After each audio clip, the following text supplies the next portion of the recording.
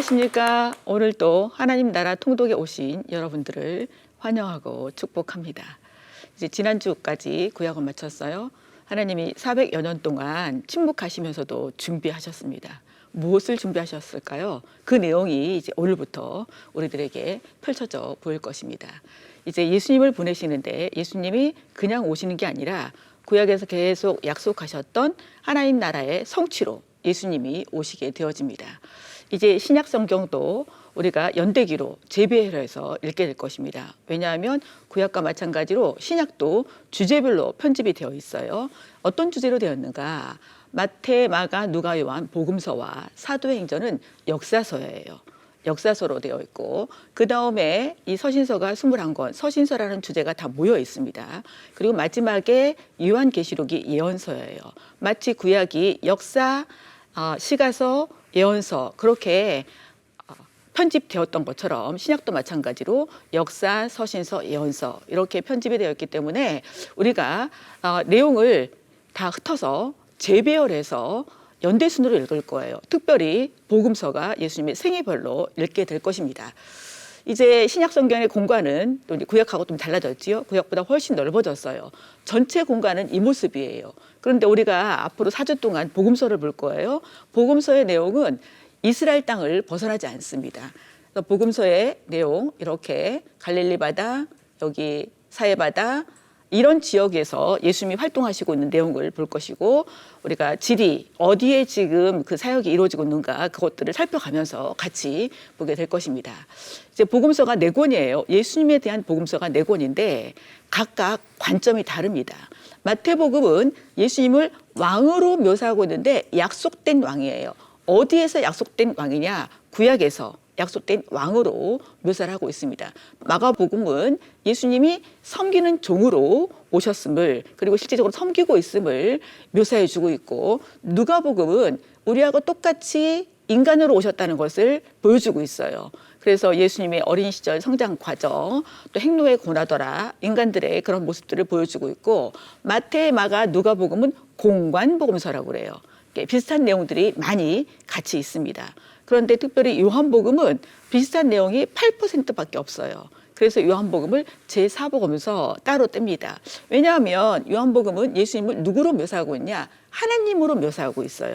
그래서 나는 무엇이다 이게 7번이 나와요. 그게 나는 하나님이다 라는 그런 선포이기도 하고 또 기적이 7번이 납니다. 하나님만이 하실 수 있는데요. 그래서 요한복음은 예수님을 하나님으로 묘사하고 있어요.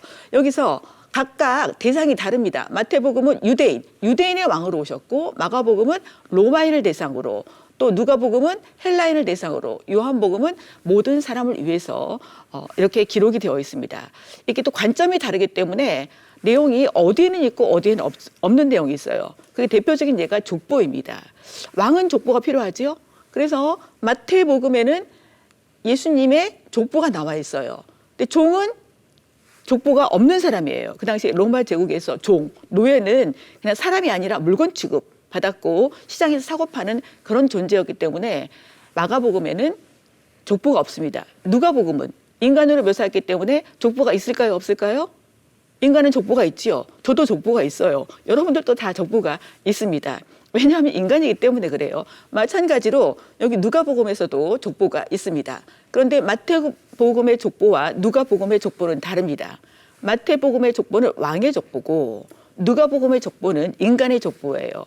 그래서 인간의 시조인 아담까지 올라가고 아담을 만드신 하나님까지 올라가는 족보가 바로 누가복음입니다.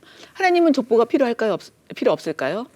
족보가 있으면 하나님이 아니시지요. 그래서 요한복음에는 족보가 없습니다. 이렇게 관점이 다 다른 그런 상태로 되어 있습니다. 이제 이 내용을 마태복음 읽고 마가복음 읽고 누가복음 읽고 요한복음 읽고 이제 읽기는 그렇게 읽을 거예요. 다 흩어서 읽으려면 복잡하니까. 그러나 저는 설명은 연대기로 설명을 해드릴 것입니다. 그럼 일단 마태복음을 보시면 왕으로 오셨는데 약속된 왕으로 오셨어요. 어디에서 약속된 왕? 구약에서 약속된 왕. 하나님이 말씀하시면 반드시 이루시는 하나님께서 메시아를 보내신다고 약속하셨고 그 약속 그대로 예수님이 오셨습니다. 왕이 오셨어요. 그렇기 때문에 왕의 족보로 나옵니다. 아브라함과 다윗 자손 예수 그리스도의 계보라 왕의 족보로 나오고 이제 왕으로 오셨기 때문에 왕으로 선포를 하세요. 그리고 왕의 권세가 드러나요. 이렇게 병을 고치고 이런 것들을 통해서. 그런데 그 당시에 사람들이 이 왕을 왕으로 보지 못하고 배척합니다. 배척해서 그 왕이 이제 숨어 있게 되고 결국 예수님이 이 땅에 오신 그 목적대로 순환을 당하시고 죽으시고 부활하세요. 결국은 이 왕이 부활하는 모습으로 끝나고 부활해서 승천하기 직전에 이 땅에서 가장 중요한 마지막 명령을 하는 것으로 끝이 납니다. 이게 마태복음이에요. 근데 이제 이번 과에서는 앞부분 예수님이 탄생하시고 사역하기 전에 그런 내용들을 우리가 같이 연대기로 읽게 될 것입니다. 그러면 복음서에서 예수님이 육신으로 오시기 전에 어떤 상태에 있었는가 그거를 명확하게 보여주고 있어요. 그게 바로 요한복음 1장 1절로부터 4절입니다. 여기 태초에 말씀이 계시니라 이렇게 시작이 되어져요. 요한복음은. 근데 태초하면 우리가 생각나는 구절이 있죠. 태초 하면 창세기 1장 1절. 태초에 하나님이 천지를 창조하시니라. 지금 똑같은 태초예요. 우리나라 성경으로는. 그런데 이 태초라는 단어가 같은 단어가 아니라는 사실입니다. 창세기의 태초는 그 창조하던 때부터 시작되고 있는 것을 말을 해요. 그런데 여기서 말씀이 누구와 함께 계셨다고요? 하나님과 함께 계셨다. 이 태초는 창세기 태초보다 훨씬 이전의 태초를 말을 합니다. 근데 이 말씀이 누구시다? 하나님이시다. 요한복음은 예수님을 하나님으로 묘사하고 있다고 그랬어요. 그래서 이 예수님이 하나님이시다. 그거를 선포하고 있고 그가 태초에 하나님과 함께 계셨는데 만물이 그로 말미암아 지은 바 되었대요. 그러니까 창조할 때 누가 함께 하셨어요? 예, 하나님의 아들 예수님이 함께 하셨고 지은 것이 하나도 그가 없이는 된 것이 없고 그 안에 생명이 있는데 그 생명은 사람들의 빛이다. 창조하시고 구속하시는 이 예수님을 여기서 보여주고 있어요. 이제 예수님이 오시니까 계보로 시작이 되어집니다. 이 계보는 마태복음과 누가복음에 나타나 있어요. 근데 아브라함과 다윗 자손이라고 이렇게 나옵니다. 마태복음의 계보를 보면 14대씩 이렇게 잘려 있어요. 그런데 정확하게 또 14대도 아니에요. 근데 마태복음 계보에서는 누구를 강조하고 싶으냐? 다윗 왕을 강조하고 싶습니다. 그러면 여기서 다윗 왕을 강조했다는 것을 14대를 통해서 알 수가 있어요. 이거를 이제 게마트리아라고 하는데 히브리어나 헬라어는 알파벳에 숫자가 들어가요. 그래서 다윗 이 세 자를 이 세 글자를 합치면 14이 되는 거예요. 그래서 14대. 그런데 다 14대가 아니에요. 두 번째가 다윗부터 여고냐까지 있고 세 번째가 또 여고냐로 시작해요. 여고냐는 누구냐? 여호야긴 왕을 말을 합니다. 이 예수님이 탄생한 교회 베들레헴에 가면 이게 탄생 기념교회예요. 이 교회 안에 들어가면 예수님이 탄생한 곳 해서 삐쭉삐쭉한 게 되어 있죠. 이게 몇 개일까요? 눈치 빠르시면 다 맞추시죠? 14개예요, 14개. 왜냐하면 다윗의 후손으로 오셨다는 것을 말을 해주고 있습니다. 이제 예수님이 탄생하기 전에 먼저 수태고지를 받는 사람이 있어요. 누가 받냐? 제사장 사가랴가 수태고지를 받습니다. 그런데 이 제사장인데 자기 반차를 따라서 성전에 들어가서 이 임무를 수행하고 있는데 가브리엘 전사가 알려줘요. 왜냐하면 제사장 사가랴와 엘리사벳은 나이가 늙었습니다. 그런데 경건하고 의로운 자라고 성경은 그렇게 평가하고 있어요. 근데 아이가 없어요. 그런데 성전에서 임무 수행을 할 때에 하나님께서 천사를 통해서 아들 낳을 거야. 근데 안 믿습니다. 그래서 이 사가랴는 그 나온 이로부터 자기 아들이 태어날 때까지 벙어리로 지내게 되어져요. 지금 이런 상태라는 거예요. 그 상태 예수님 태어날 당시에 지금 종교 지도자들의 상태가 이렇다는 것을 보여주고 있어요. 그런데 여기서 다시 또 마리아에게 수태고지랍니다. 6개월이 지났어요. 지금 요한을 임신한 지 6개월이 지났어요. 수태고지를 하는데 지금 똑같은 천사가 나타나서 하나님이 너와 함께 하실 거야. 네가 은혜를 받은 자야. 그리고 다윗의 왕위가 계승될 거고 지금 하나님의 말씀하신 것이 성취될 거야. 라고 마리아에게 계속 말씀을 하십니다. 그러니까 제사장 사가랴와는 달리 마리아는 말씀대로 내게 이루어지이다. 라고 이 소녀 마리아는 하나님이 하신 말씀을 믿고 있고 종교 지도자인 사가랴는 믿지 않고 있는 이런 상태를 명확하게 보여주고 있지요. 그리고 지금 마리아가 이렇게 임신했으면 뭐가 문제가 되냐? 지금 요셉과 정혼한 상태예요. 요셉은 다윗의 후손입니다. 요셉과 정혼했기 때문에 마리아를 통해서 이 땅에 오신 예수님이 다윗의 궤부에 들어갈 수가 있게 된 거. 다윗의 혈통은 아니에요. 네, 성령으로 잉태했기 때문에 다윗의 궤부에 올라갈 수가 있어요. 이름을 예수라고 하라고 알려주고 이제 선지자의 말이 성취된 거다. 예수라는 뜻은 그가 자기 백성을 저희 주에서 구원할 자는 뜻이야. 구속주로 오셨다는 것을 여기서 다시 알려주고 있고, 그 다음에 임마누엘. 임마누엘이라는 뜻은 하나님이 우리와 함께 하신다라는 뜻이죠. 하나님이 함께 하시는 모습이야. 그걸 알려주고 있습니다. 이제 마리아가 자기에게 하신 이 수태고지, 예수님 탄생할 것을 듣고 가는 데가 있어요. 근데 성경을 보면 무슨 옆집 간 것처럼 말을 하고 있어요. 근데 어느 정도를 갔냐. 지금 마리아가 어디 살고 있는가 하면 나사렛 보이시죠? 나사렛. 나사렛은 북쪽이에요. 그러니까 성경에서 신약에서 가나다가 들어가면 거의 북쪽입니다. 그렇게 기억을 하시고 나사렛에서 수태고지를 들었는데 마리아가 간 곳이 어디냐? 지금 보세요. 엔케렘. 엔케렘이면 예루살렘에서 남서쪽으로 한 4km 정도 이 정도 떨어진 곳이에요. 그러니까 제사장 사가랴는 엔케렘에 살고 있는 거예요. 엘리사벳이 숫에 있다고 다 알려줬어요. 그래서 여기로 간 것입니다. 그런데 이 엘리사벳과 마리아가 만나요. 엘리사벳 뱃속에는 이미 아이가 자라고 있는 것이지요. 근데 엄마 뱃속에 있던 태아가 마리아가 오니까 그 예수님을 보고 기뻐 뛰놀았다고 성경은 이렇게 증거를 하고 있어요. 그러니까 태아 세례 요한이 기뻐하고 있고 또 엘리사벳은 성령이 충만한 상태로 내 주의 어머니가 왔다고 하고 있습니다. 이게 지금 마리아 방문교회예요. 엔케렘에 가면 마리아가 방문했다고 여겨지는 곳에 마리아 방문교회를 이렇게 건축해 놓고 있고 지금 여기에 가면 이런 동상이 새겨져 있습니다. 두 여인의 동상이 있죠. 한 여인은 약간 배가 나오고 한 여인은 납작해요. 배가 나온 여인이 엘리사벳이고 납작한 여인이 마리아일 거예요. 서로 이렇게 기뻐하는 모습을 여기서 보여주고 있습니다. 이제 마리아가 여기서 찬양을 하고 있어요. 얼마나 놀라운 찬양을 하고 있는지 모릅니다. 근데 이 엔케렘에서 몇 달 살고 있냐? 3달이나 살고 있어요. 그러면 이제 엘리사벳 뱃속에 있는 요한은 벌써 9달이 됐다는 것이죠. 날 때가 얼마 안 남았다는 거예요. 그리고 자기 집으로 돌아가요. 그럼 이게 굉장히 먼 거리를 갔다가 오고 있는 모습을 보여주고 있습니다. 드디어 하나님이 말라기 끝에서 엘리야를 보내줄 거야 라고 말씀하신 그 약속이 시간 속에서 이루어집니다. 왜냐하면 하나님께서는 언약하시면 반드시 이루시는 신실하신 하나님이신 것을 우리는 구약에서 계속 보셨죠. 언약을 기억하신 하나님이 세례 요한을 탄생하게 했고 세례 요한의 사명은 뭐냐? 주의 앞에서, 다른 말로 하면 예수님 앞서서 예수님의 할 일을 예비하는 자라는 사명을 감당하게 될 것입니다. 그런데 이때 호정령이 내려요. 지금 제국이 바뀌었습니다. 중간기 때에 이미 제국이 바뀌었지요. BC 63년에 로마의 제국하에 들어갔어요. 그래서 지금도 로마의 제국하에 식민지로 있는 것입니다. 그러니까 로마의 첫 번째 황제인 아구스도, 성경은 아구스도예요. 이 사람의 이름은 아우구스투스 옥타비아누스. 이 사람이 호정령을 내립니다. 호정령을 내리면 자기 본적이 가서 호적을 해야 되는 거예요. 근데 지금 마리아와 요셉은 나사렛 살고 있죠. 북쪽에 살고 있어요. 베들레헴은 사해바다 있는 쪽이에요. 예배는 남쪽에서 드린다 그렇게 기억을 하십시오. 예루살렘과 베들레헴은 남쪽 사해바다 있는 쪽에 있어요. 그래서 나사렛 살고 있는데 남쪽으로 내려가야 될 상황이 생긴 거예요. 여러분, 하나님은 한 나라의 제국의 황제의 욕심을 채우기 위해서 호정령을 내린 것을 사용하셔서 이미 예수님 오시기 전 7, 8세기 전에 베들레헴에서 메시아가 태어날 거야 라고 미가가 예언했죠.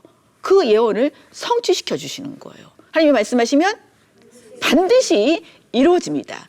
때가 참해. 누구의 때가 참해? 하나님의 때가 참해. 때가 참해 예수님이 탄생하게 되어져요. 그리고 이렇게 지금 마국간 그 구유 위에 뉘어져 있습니다. 그런데 이 내용을 요한이 뭐라고 증거하고 있냐. 말씀이 육신이 되어서, 말씀이 누구지요?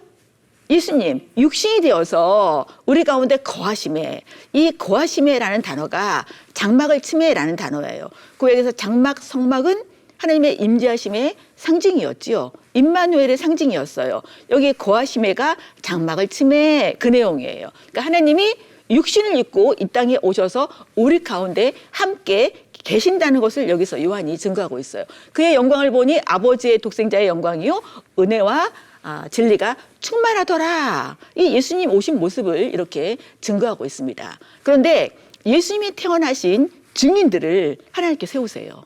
그 증인이 누구냐? 바로 밤에 자기 양떼들을 치는 목자들에게 첫 번째 탄생에 대한 소식을 알립니다. 예수님이 가장 비천한 곳에 태어나셨고 당시에 비천한 직업을 가지고 있는 목자들에게 가장 먼저 알리십니다. 아주 부유한 자, 왕궁에 있는 자 이런 자들에게 먼저 알리시지 않고 목자들에게 먼저 알리세요. 이게 지금 목자들의 들판교회에 그 교회 안에 있는 성화예요. 지금 천사가 목자들에게 예수님의 탄생 소식을 전하고 있습니다. 그분이 구주야, 그리스도야, 메시아 보내실 걸 약속하신 그분이 오셨어, 태어나셨어. 그걸 보여주고 이게 지극히 높은 곳에서는 하나님께 영광이고 땅에서는 기뻐하심을 입은 사람들의 평화다라고 예수님의 탄생 소식을 이렇게 전합니다. 그러니까 예수님 탄생으로 말미암아서 사람들에게 기쁨이 찾아올 것을 말씀해주고 있고 이제 그대로 예수님이 태어나셨나 하고 그곳에 갑니다. 그리고 천사가 말한 내용을 그 부모님들께 그대로 전합니다. 이 말을 듣고 마리아는 그 말을 마음에 담아두게 됩니다. 그리고 이 목자들과 예수님의 부모와 같이 하나님께 영광을 돌리고 찬송을 하며 돌아갑니다. 그러니까 이 목자들이 탄생의 증인이 된 거예요. 만약에 증인이 없었다면 이 태어난 것은 지금 마리아와 요셉만 알게 되겠지요. 그러니까 목자들이 아마 이곳에 있었을 거야 라고 여겨지는 곳에 이게 목자들의 들판 교회입니다. 베들레헴에서 가까운 곳에 있어요. 이제 율법에 의하면 태어난 지 8일 만에 할례를 받아야 되지요.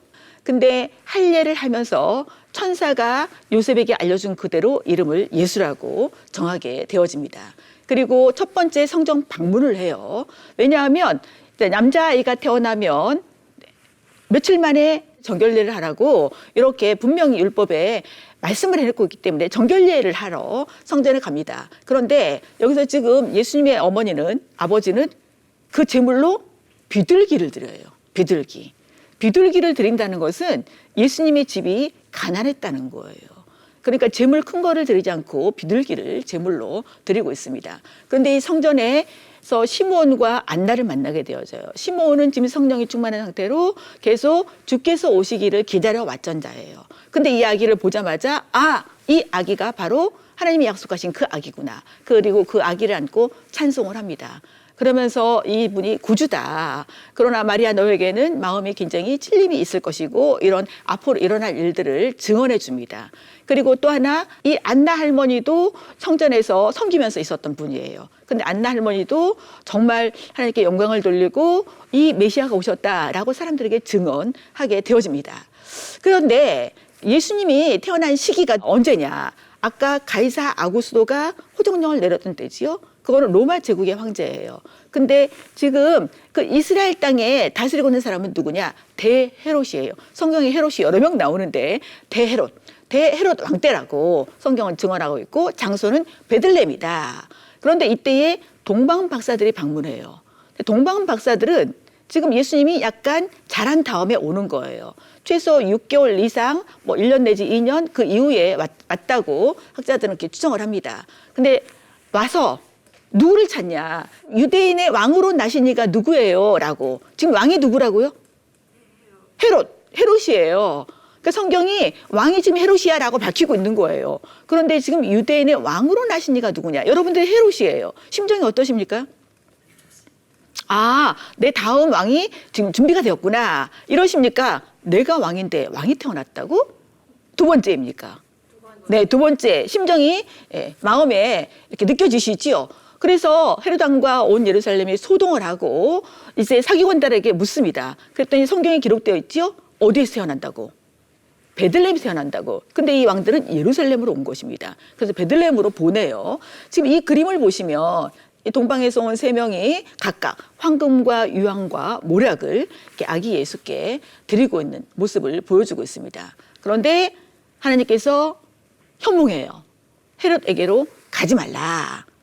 왜냐하면 아까 헤롯이 찾으면 나에게도 알려주세요. 왜냐하면 이 아기 예수를 죽이려는 마음 때문이에요. 그걸 너무나 잘 아시는 하나님께서 지금 이 동방박사들에게 현목을 하는 겁니다. 그래서 헤롯에게 가지 않고 자기 고국으로 돌아가게 되어져요.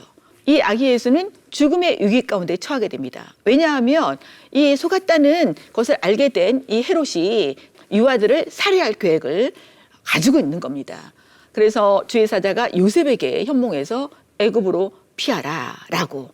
그러니까 예수님이 위기 가운데 처했을 때에 하나님이 도우시고 있는 것을 보여주고 있습니다. 그래서 그 밤에 아기와 어머니를 데리고 애굽으로 피합니다. 하나님께서 하라 하신 그대로 애굽으로 가고 있어요. 마치 구약에 지금 이스라엘 백성들이 야곱의 가족 70명이 어디로 간 것처럼, 애굽으로 내려간 것처럼 예수님이 그 애굽으로 가고 있어요. 그리고 정말 헤롯이 유아 살해 명령을 내립니다. 이 그림을 보시면 유아들이 이렇게 많이 죽어 있는 이 모습을 보여주고 있어요. 그리고 다시 요셉에게 현몽을 합니다. 헤롯이 죽었다. 그러니까 다시 돌아가라. 그런데 지금 요셉은 두려워요. 왜냐하면 여기를 다스리고 있던 아켈라오가 굉장히 악한 왕이었습니다. 그러니까 다시 지시를 해요. 그러니까 두려워하면 그래도 가! 그러시지 않으시는 거예요. 하나님께서는 인간들의 감정 상태도 이렇게 배려를 하시고 있는 모습을 보여주는데 이것을 두려워하니까 다시 지시를 하시는데 어디로 가라고 알려주시냐. 애굽에서 자기가 살던 곳 어디? 나사렛. 나사렛으로 가도록 안내하고 계십니다. 그래서 어디서 살게 되어져요? 나사렛에서 살게 되어지고 예수님을 어떤 예수라고 부르지요? 나사렛 예수라고 부르게 되어지는 것입니다. 그러니까 나사렛에서 성장을 하세요. 근데 하나님의 은혜가 그 위에 임해 있고 은혜 가운데 성장했노라고 이거는 이제 인간으로 오셨기 때문에 누가복음에만 있죠. 네, 이런 이제 특징들이 있어요. 관점에 따라서. 잘하는데 강하여지고 지혜가 충만하고 하나님의 은혜가 그 위에 머물러 있었다라고 이렇게 증언하고 하나님의 은혜도 있지만 부모의 교육이 굉장히 중요합니다. 이 부모들이 매년 6월절에 성전에 올라갑니다. 그러니까 예수님은 아기 예수 때부터 성전에 올라가서 1살, 2살, 3살 이렇게 성전에 올라가셨겠지요. 근데 성경은 그 이후에 자라는 유아 때 이후에는 기록을 하지 않고 있어요. 언제 한번 기록하냐? 12살 때 성전에 올라가신 것을 기록을 하고 있습니다. 그런데 이 예수님이 12살 소년이 성전에서 이 제사장 서기관들과 같이 율법을 나누고 내용을 나누고 있습니다. 그런데 이 부모님은 예수님이 자기와 같이 가는 걸 몰랐어요. 여러분, 성경에 있는 내용을 지금 우리가 살고 있는 환경과 같이 연결해서 생각하지 말라고 제가 부탁을 드렸습니다. 왜냐하면 그 당시에는 이렇게 6월절 이런 절기가 되면 축제이기 때문에 이 친족들이 같이 옵니다. 같이. 그러면 친족들이 같이 이런 어린아이들을 케어하게 되거든요. 그러니까 예수님이 따라오는 줄 알았어요. 그런데 나중에 보니까 따라오지 않은 거예요. 다시 예루살렘에 와서 아이야 왜 이렇게 하였느냐 물었을 때에 지금 내 아버지 집에 있어야 될 줄을 알지 못하셨나이까. 12살 예수님이 내 아버지 집이라는 이 정체성을 갖고 있는 것을 보여주고 있고 다시 나사렛에 가셔서 이제 자기 아버지의 직업이 목수였어요. 그렇기 때문에 아마 예수님도 그 아버지로부터 이렇게 목수의 일을 배웠을 것입니다. 그리고 이 이후에 요셉의 이야기는 나오지 않습니다. 그래서 학자들은 요셉은 아마 죽었을 것이다. 그래서 예수님이 그 가정의 그런 모든 것들을 아마 해결하셨을 것이다. 그렇게 추정해 볼 수가 있습니다. 그런데 세례 요한이 사역을 시작해요. 예수님이 앞서서 길을 예비하시는 겁니다. 근데 이 시기를 성경이 명확하게 기록을 하고 있어요. 언제냐? 지금 로마의 황제는 디베료다. 근데 이 황제가 즉위한 지 15째 해고, 그 다음에 그 당시에 이 이스라엘에 파견된 총독은 빌라도야.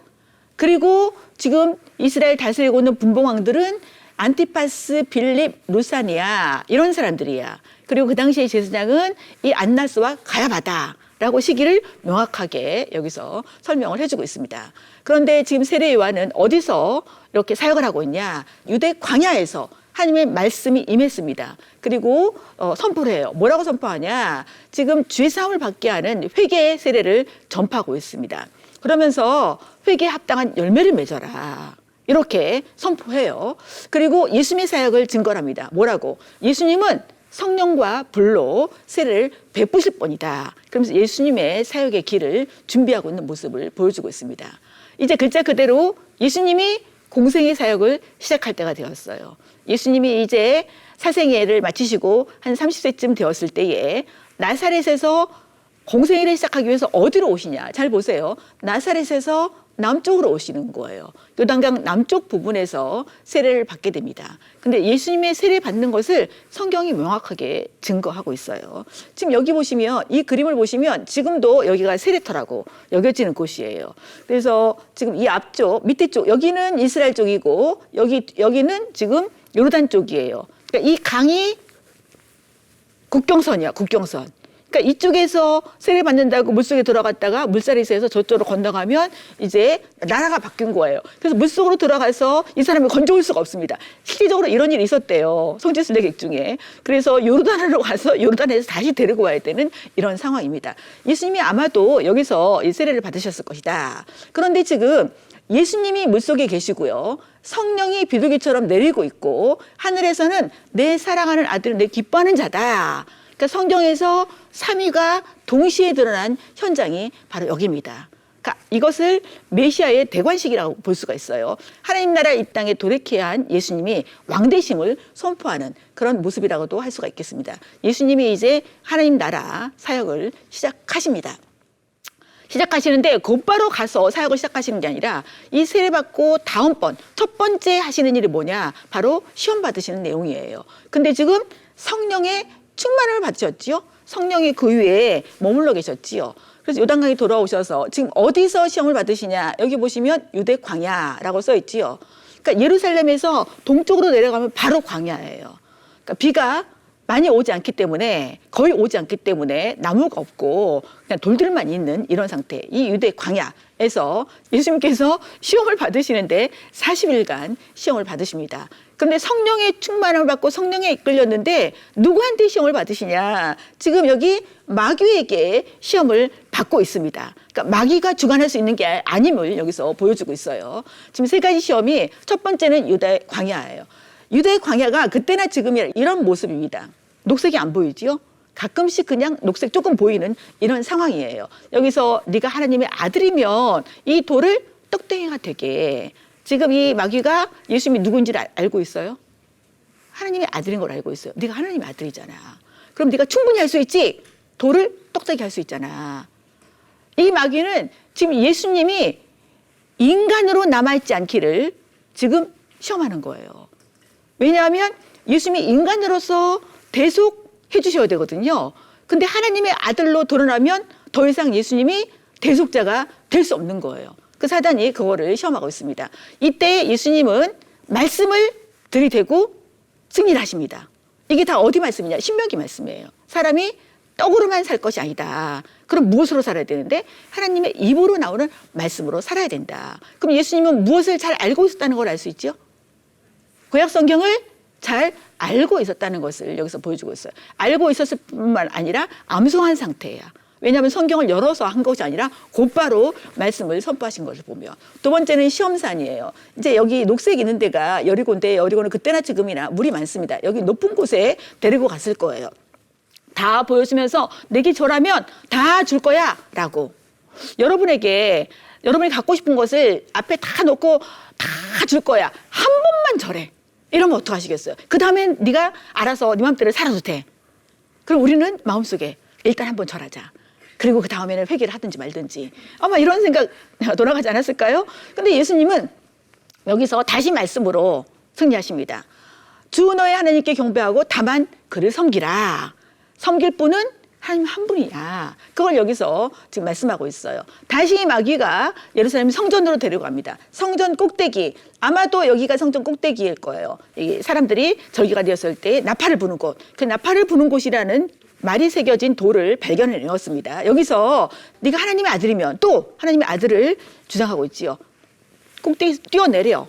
그러면 천사들이 너를 받들 거야. 시편을 인용해서 또 이렇게 유혹을 합니다. 그때 이 예수님은 주 너의 하나님을 시험하지 말아라 라고 계속 예수님이 하시는 일은 뭐냐? 말씀으로 승리하고 있는 모습을 여기서 보여주고 있습니다. 그럼 예수님은 여기서 지금 사탄의 시험에서 승리를 하셨는데, 지금 첫 번째 아담이 실패했던 거기에서 승리를 하고 있는 거예요. 그러니까 그러니까 이스라엘의 실패를 완전히 한 방에 날려버린 그런 내용이에요. 사단은 예수님에게서 더 이상 문제가 되지 않아요. 그러나 사단의 농간이 있을 수는 있습니다. 그래서 잠시 떠났노라고 성경은 그렇게 증언하고 있어요. 이때에 구체적으로 예수님이 하실 사역을 증거하고 있어요. 예수님이 공생애가 시작되는 거예요. 어떻게 증거하고 있냐? 세상 죄를 지고 가는 하나님의 어린 양이다. 그리고 성령으로 세례를 베푸는 분이다. 그리고 그분은 하나님의 아들이다. 구약에서 예언되었던 바로 그분이 바로 저분이다. 라고 요한이 증거를 합니다. 그리고 이때 예수님이 이제 구체적으로 제자들을 선택하게 되어집니다. 그런데 성경은 사흘째 되던 날 초대받았다고 이렇게 증거를 하고 있어요. 어디서 초대받았냐? 지금 남쪽에 계시다가 다시 북쪽으로 올라가신 거예요. 어디로 올라갔냐? 여기가 가나예요.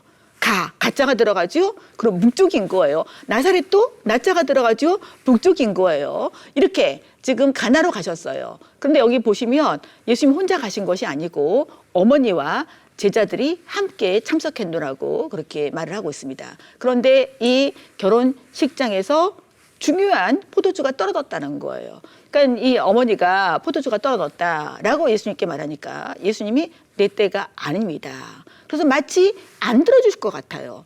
그런데 예수님이 말씀을 하기 시작하세요. 지금 말씀하기 전에 이 마리아가 이 하인들에게 예수님이 무슨 말씀을 하시든지 그대로 해라 라고 하인들에게 당부하고 있어요. 예수님이 무슨 말씀을 하셨을까요? 물을 채워. 그 항아리가 6개가 있었는데 정결례를 하는 거예요. 들어갈 때 사람들이 손 씻고 발 씻고 이런 물을 쓰는 것이에요. 그런데 물을 채우라고 그러고 그 물을 연회장에 갖다 주라는 거예요. 연회장이란 장수가 아니라 그 연회, 결혼식을 주관하는 사람에게 갖다 주라는 겁니다. 그런데 이 하객들은 처음 먹었던 것보다 더 좋은 포도주를 먹게 되었어요. 그러면 물이 포도주가 됐다는 것은 누구만 알고 있을까요? 하인, 그리고 예수님의 엄마, 그리고 제자들, 예수님, 이 사람들만 이 예수님이 물을 포도주로 만들었다는 사실을 알게 되겠지요. 그러니까 예수님이 하나님 나라 사역을 하는데 맨 처음에 하신 표적이 물을 포도주로 만드는 거예요. 성경의 잔치는 하나님 나라의 그런 특징들을 말하고 있어요. 하나님 나라가 임하면 이런 일들이 생김을 보여주고 있고, 지금 여기서 하나님이 영광을 드러낸 거예요. 예수님으로 오신 하나님 영광을 드러낸 거예요. 그런데 성경은 누구만 믿었다고 말하고 있냐? 제자들만 믿었다고. 분명히 하인들도 경험을 했죠. 그런데 하인들은 믿었다는 말이 없어요. 제자들이 이분이 바로 메시아시구나 이렇게 예수님을 믿고 있는 모습을 보여주고 있어요. 그러면 지금 예수님이 하나님 나라 성취하시러 오셨는데 이 내용은 누가 약속하신 것이 그대로 이루어지냐? 하나님이 약속하신 것이 그대로 이루어져요. 때가 참에, 이거는 이제 갈라디아에서 말씀을 해주고 있는데, 때가 참에 약속하신 메시아를 보내주시고 계세요. 그런데 이 메시아가 아기로 오셨을 때 생명의 위기 가운데 처하게 됩니다. 한 왕의 그 욕심으로 말미암아 그 위기에 처하는 상황에 봉착을 하게 되어져요. 그런데 하나님께서는 그 모든 것을 주관하셔서 이분을 통해서 이루실 일들을 하나님께서 모든 것을 다 하시는데, 이분이 누구로 오셨냐? 아브라함과 다윗의 자손으로 오셨어요.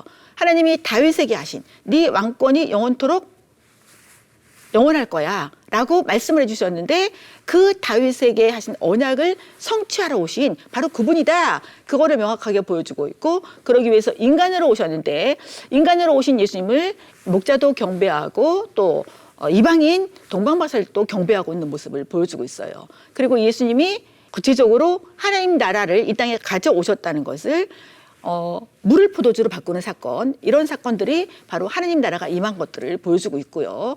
이제 하나님 나라 주권자로 오셔서 결국 하나님이 사탄을 실패케 하고 결국 예수님이 승리하게 될 것을 보여주고 있어요. 그게 바로 광야 시험에서 승리하신 사건이고, 하나님의 영광을 드러내니까 사람들은 그 예수님을 믿고 있는 그 예수님의 사역 시작, 그 모습을 이번 주에 우리가 봤습니다.